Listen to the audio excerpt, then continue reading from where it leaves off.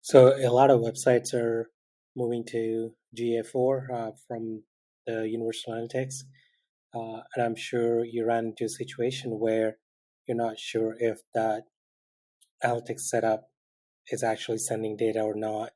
And Google Analytics has a little tool called Debug in the admin itself, and you can use that to actually check this. So you need two things. Make sure you are in the admin and you're on the debug view in the GA4. And then for this particular website, um, I just want to go to the website first and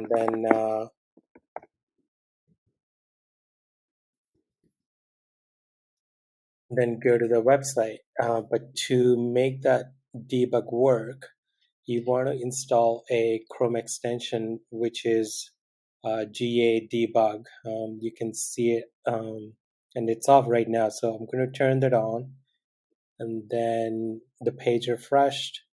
And then I'm just going to check a couple of pages here.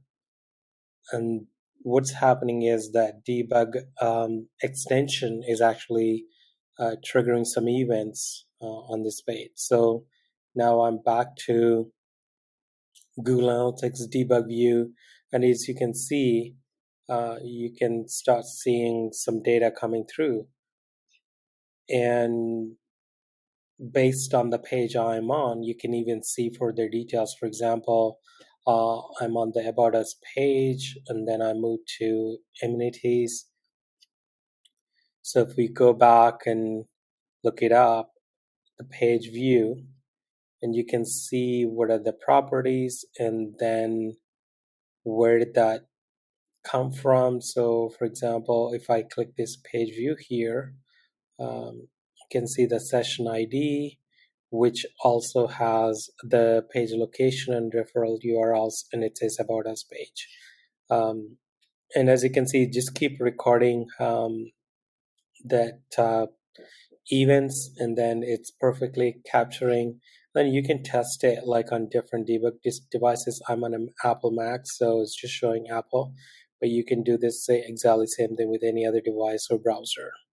So I'm going to go back and just to go to Contact Us, and then you can see the exact time the page view triggered, and then you can see what is the session ID, and I'm just comparing like the session IDs are the same, and then the page location is actually the site or the page that I'm on.